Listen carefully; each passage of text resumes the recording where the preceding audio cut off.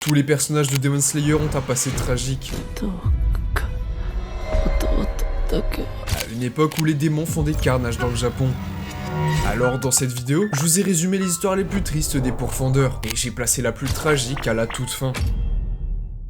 Zenitsu n'a pas grandi avec ses parents et n'a jamais reçu de bonne éducation. C'est pourquoi un jour il se fait tromper par la fille qu'il aime, qui part avec tout son argent et le laisse endetté. Et de nulle part, un vieil homme nommé Jigoro le prend sous son aile et le forme à devenir épéiste. Au fil du temps, Zenitsu le considère comme son grand-père car malgré le fait qu'il soit très faible à l'entraînement, il reste patient et continue de le former au souffle de la foudre. D'ailleurs, il n'est pas le seul puisque Kaigaku est aussi un de ses disciples. Et contrairement à son maître, lui n'a pas de patience avec Zenitsu. À chaque entraînement, il passe son temps à se moquer et à le mépriser. Pourtant, au fond de lui, il le respecte toujours en tant qu'aîné. Mais ça n'a pas duré. Alors qu'il était en mission, Kaigaku va se retrouver face à la première lune démoniaque et se retrouve contre un choix, devenir démon ou mourir. Il se plie et accepte de boire le sang de Muzan. Quand Jigoro apprend ça, il décide de sauter la vie face à l'humiliation de voir son disciple devenu démon. Après cette perte, Zenitsu devient sérieux pour la première fois de tout le manga. Et après avoir perfectionné sa lame, il se rend face à son rival. Kaigaku, devenu la 6ème lune démoniaque, s'élance dans un combat. Et après avoir malmené son ancien partenaire d'entraînement, il se fait surprendre par le 7ème mouvement de la foudre.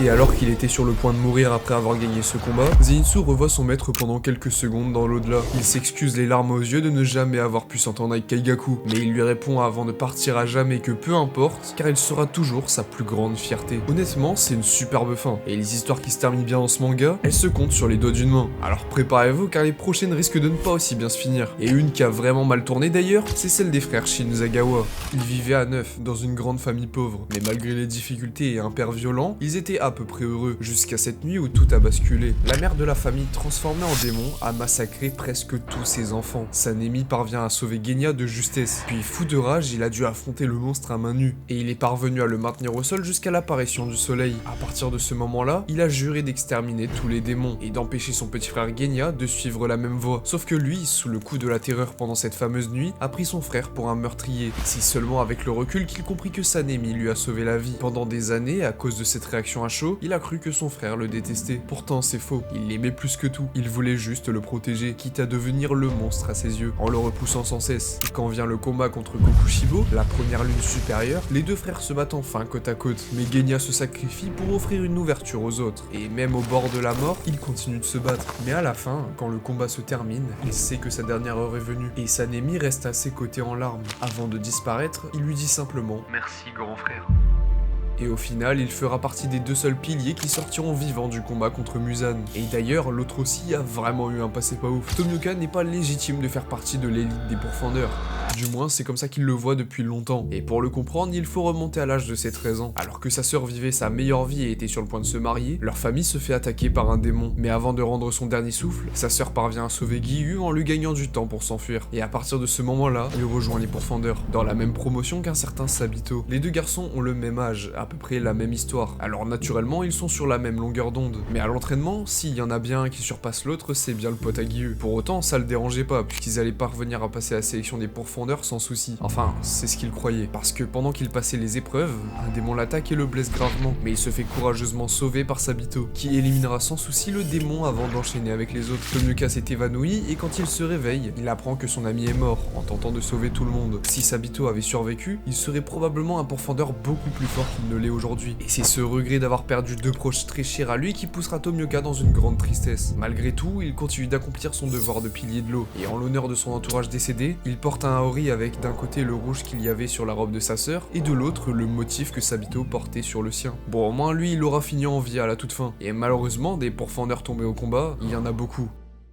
Mitsuri a grandi dans une famille très influente. Allez savoir pourquoi, mais depuis qu'elle est petite, elle a une force surhumaine. Et d'ailleurs, c'est pas le seul atout étrange qu'elle possède. Elle semble avoir un énorme appétit et carrément, ça a dit qu'elle mange comme 3 sumo. Elle mangeait tellement que ses cheveux ont pris la couleur de sa pâtisserie favorite. Mais sa nature étrange lui a valu d'être rejetée par un homme qu'elle était censée marier à 17 ans. Cette rejection va créer un réel complexe chez elle, qui essaiera absolument de se faire passer pour une fille normale, teignant ses cheveux en noir, se limitant en termes de nourriture, et ira même jusqu'à passer pour plus faible que ce qu'elle l'est réellement. Le souci, c'est que c'est tellement pas naturel naturel pour elle, que son nouveau potentiel mari finit par voir que quelque chose cloche et décide de la quitter. Peu de temps après cet échec, Kagaya, le chef des piliers, complimente sa force et reconnaît son talent, lui affirmant que ses dons de naissance devraient être sa fierté. Et c'est ainsi qu'elle rejoindra le camp des pourfendeurs. Attendez, ça se passe un peu trop bien là, non? Bah si je vous raconte ça, c'est parce que son histoire est aussi liée à quelqu'un d'autre. Obanai, le pilier du serpent, a grandi dans une famille immonde. Des voleurs avides de richesse qu'il dérobait aux autres. Ce qui est étonnant, c'est que dans celle-ci, tous les membres sont des femmes. Et Obanai, lui, est un homme. Depuis sa naissance, il vit dans une cage, chouchouté par sa mère et ses sœurs. Chaque nuit, au moment de dormir, il entend le son d'une créature ramper venant de l'étage du dessus. Et ce qui rend ça si effrayant, c'est aussi le fait qu'il se sent observé par quelque chose. Un jour, lors de ses 12 ans, sa famille le libère de sa cellule et l'emmène dans une grande salle, où une démone à l'apparence mi-humaine, mi-serpent fit son apparition. Depuis le début, c'était elle qui le surveillait la nuit. Elle décide que sa bouche doit ressembler à la sienne. C'est pourquoi sa famille lui entaille les joues et récolte le sang, pour que la chef de famille puisse le boire. De retour dans sa cage, il n'a plus qu'une idée en tête, s'échapper et survivre. Grâce à une épingle qu'il a volée, il commence à tailler le treillis en bois de sa cage. Un jour, il réussit finalement à s'enfuir, mais la femme serpent était à sa poursuite, et alors qu'il allait perdre la vie, il se fait sauver de justesse par le pilier de la flamme. Après ce traumatisme, il sait pertinemment qu'il ne pourra pas vivre une vie normale. C'est pourquoi il s'engage dans les pourfendeurs, et développe une haine envers les démons. Vu qu'il est né dans une famille de déchets, il se voyait lui-même comme l'un d'entre eux. Alors à chaque mission réussie, à chaque vie sauvée, il se sent devenir un peu plus une meilleure personne. Si je vous raconte son histoire après celle de Mitsuri, c'est pour une bonne raison. Après l'affrontement final contre Muzan, les deux arrivent finalement à s'avouer leurs sentiments, car depuis qu'ils sont pourfendeurs, ils passent beaucoup de temps ensemble, parce qu'ils sont destinés l'un pour l'autre, et que les deux s'acceptent comme ils sont. Malheureusement, ils ne survivront pas au combat final. C'est pourquoi ils se sont promis avant de mourir que s'ils venaient à se réincarner, alors ils se marieraient et vivraient heureux pour le restant de leurs jours. Avant même d'arriver au combat contre Muzan, il faut revenir à l'affrontement contre Kokushibo, là où l'un de mes personnages favoris a trouvé la mort. Mais avant que je vous révèle son histoire, pensez à liker et à vous abonner. Il se pourrait bien que je sorte une vidéo exceptionnelle sur l'un des personnages de la série. Tokito Muichiro est devenu le pilier de la brume en seulement 2 mois d'entraînement, et ce à l'âge de 14 ans. Pour comprendre ce parcours, il faut remonter à l'époque où il vivait avec sa famille. Son père est un bûcheron, et naturellement, les deux frères Muichiro et Yuchiro suivent cette voie. Un jour, leur mère attrape un rhume qui finit par s'aggraver en bronchite. Leur père file chercher d'urgence des herbes médicinales en montagne. Mais à cause de la violente tempête à ce moment-là, il tombera de la falaise qu'il tentait d'escalader et mourut sur le coup. Et pour empirer les choses, leur mère finit par périr de sa maladie. Alors les deux frères prennent sur eux et poursuivent leur vie. Et il semble que Michiro se blâme pour la mort de ses parents. Peu de temps après les événements, la femme du Buyashiki a repéré les deux garçons et leur propose de rejoindre les rangs des pourfendeurs. Mais Yuichiro s'oppose fermement à cette offre. À chaque fois qu'elle passera à réitérer sa proposition, il refusera encore et encore. Et lorsque Michiro tente de convaincre son frère que devenir pourfendeur pourrait être une bonne idée, ça éclate en dispute et Yuichiro affirme que si leurs parents ne sont plus de ce monde, c'est car ils étaient trop gentils. Depuis leur mort, il a développé une mentalité extrêmement froide, venant jusqu'à affirmer que le décès de ses parents aurait pu être évité et qu'ils étaient stupides. Malgré toutes les fois où la dame passait, il n'acceptait jamais de rejoindre ses rangs. Les disputes entre les deux garçons sont si récurrentes qu'à partir d'un moment, Muichiro considère que son frère le déteste et qu'il ferait mieux de ne juste plus parler. Mais tout bascule lors d'une nuit d'été. Un démon pénètre la maison pendant leur sommeil, et à peine réveillé, Yuichiro voit son bras tranché en deux.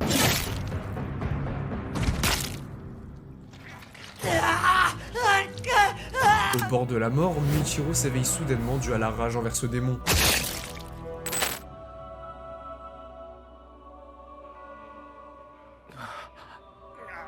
Il l'affrontera jusqu'à l'aube et parvient à le tuer sans même user d'une lame de pourfendeur. Tout ce qu'il avait sous la main à ce moment-là et a littéralement oblitéré un démon seul à l'âge de 11 ans. Au lever du soleil, son corps s'évapore et Muichiro court vers sa maison vérifier l'état de son frère.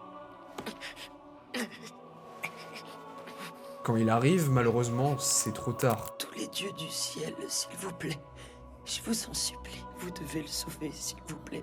Pitié, sauvez au moins mon frère. Avec comme seul rescapé Muichiro, ce dernier décide de s'entraîner jusqu'à l'évanouissement, en carburant sa motivation à la haine envers les démons, ce qui a fait de lui un pilier en seulement 2 mois. Et pour ceux qui ne savent pas, Muichiro est de très loin le pilier avec le plus grand potentiel du manga. Il a développé des techniques se rapprochant de très près de celles de Yorichi et qui est le pourfendeur originel qui a créé le souffle du soleil. S'il n'avait pas péri à ce moment-là, il aurait été d'une aide précieuse durant le combat contre Muzan. Il aurait probablement surpassé le plus fort de tous les piliers. Je parle bien de Gyomei.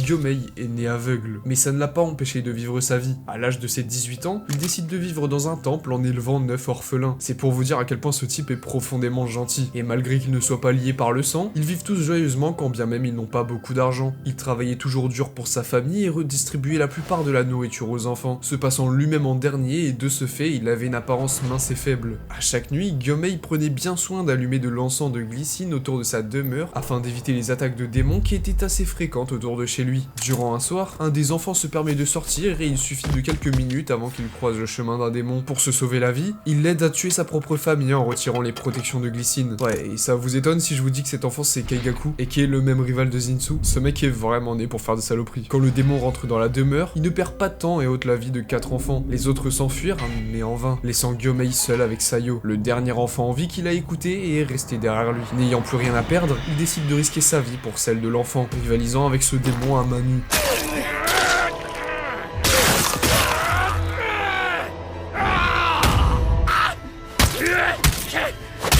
Et il continue de pulvériser sa tête jusqu'à ce que l'aube se lève. Quand les villageois arrivent sur les lieux, l'enfant terrorisé dit que c'est un monstre qui a tué tout le monde, mais ils interprètent le monstre comme étant Gyomei couvert de sang, alors qu'évidemment elle faisait référence au démon qui les a attaqués. De ce fait, il fut emmené en prison, mais est miraculeusement sauvé par Kagaya qui parviendra à le libérer de son exécution. Et depuis ce jour, il décide de rejoindre les rangs des pourfendeurs, s'entraînant jusqu'à devenir le plus fort de tous. Est-ce si étonnant que quelqu'un d'aussi gentil que lui rejoigne le camp du bien?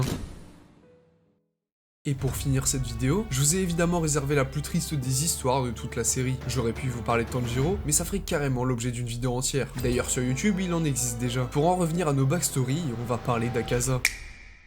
Avant même de devenir un démon, il est humain, extrêmement pauvre et son père est très malade. Ses médicaments coûtent une fortune, alors son fils n'a pas d'autre choix que de voler aux passants dans la rue. Et à force, il se fait capturer par les autorités, déjà attrapé à 3 reprises pour vol comme le montrent les tatouages sur son avant-bras. Et quand son père apprend que son fils s'est refait capturer, il met fin à ses jours, culpabilisant de vivre sur l'argent volé de son fils. Son dernier souhait est pour lui de vivre une vie honnête. Il décide de s'attaquer aux hommes qu'il déteste tant. C'est en sortant victorieux de son combat qu'il fait la rencontre d'une personne très importante. Keizo, le maître d'un dojo d'arts martiaux qui propose à Akaza de le rejoindre. Je dois te la laisser. Car lui-même n'a pas le temps dû au fait qu'il travaille énormément, parce que son dojo n'est pas rentable. Akaza ne comprit pas pourquoi cet homme voulait qu'un criminel s'occupe de sa fille, et pourtant il accepta le rôle et s'occupera soigneusement d'elle, développant au passage des liens très forts avec cette fille. La vie lui a donné une seconde chance, et il comptait bien la saisir. Les deux se rapprochèrent et finalement, il confiera son véritable nom à ses proches, Akuji. Avec le temps qui passe, son maître lui confie que le dojo est un héritage qu'il a reçu, mais qu'il est toujours convoité par le voisinage. Pour autant, la vie continue et il s'avère que Kuyuki, la fille du maître, s'est rétablie et est de nouveau sur pied vers l'âge de ses 16 ans. Akuji, lui, en ayant maintenant 18, se voit proposer quelque chose par Keizo, lui donner le dojo et la main de sa fille. C'est à partir de ce moment-là qu'il dévoue sa vie à ces deux-là, éternellement reconnaissant d'avoir eu une chance de rebondir dans la vie. Et pourtant, quand on pensait que la souffrance était finie, le destin lui a joué le pire des tours. Alors qu'il partit se recueillir sur la tombe de son père, lui partageant à quel point il est heureux de vivre une vie honnête, il rentre finalement chez lui et quand il arrive sur place, il apprend que le puits de sa demeure a été empoisonné, sa future femme et son maître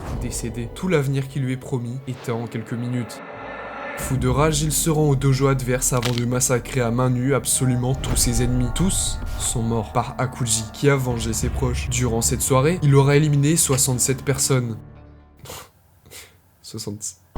La nuit tombée, il erre désormais sans but. N'ayant plus aucune raison de vivre, c'est à ce moment qu'il rencontre Muzan, qui remarque immédiatement le potentiel d'Akuji en tant que démon. Et pendant plus de 100 ans, il perd la mémoire de sa vie antérieure, méprisant les faibles inconsciemment à cause de l'incident du poison, et recherchant à devenir toujours plus fort inconsciemment à cause de la perte de ses proches. Et alors que Tanjiro parvient finalement à lui trancher la tête pendant l'attaque de la forteresse de Nakime, il ne sait plus s'il doit se résoudre à continuer de se battre. Les proches de son ancienne vie défilent devant ses yeux, chacun leur tour apportant leur soutien à Akaza. Et finalement, la vue de Kuyuki suffit à le faire fondre en larmes. Il n'aura pas pu la protéger, et pourtant elle le pardonne, car il n'est responsable de rien. La vie lui a tout pris, même sa seconde chance. La vie a tout fait pour qu'Akuji devienne un démon. Et pourtant, dans ses derniers instants, il s'accroche bien, acceptant sa défaite et prêt à rejoindre ses proches dans l'au-delà. Ce qui rend son histoire aussi triste et tragique, c'est que malgré toutes les épreuves qu'il a affrontées, malgré tous les obstacles dans sa vie, Akaza est de très loin le plus humain des démons.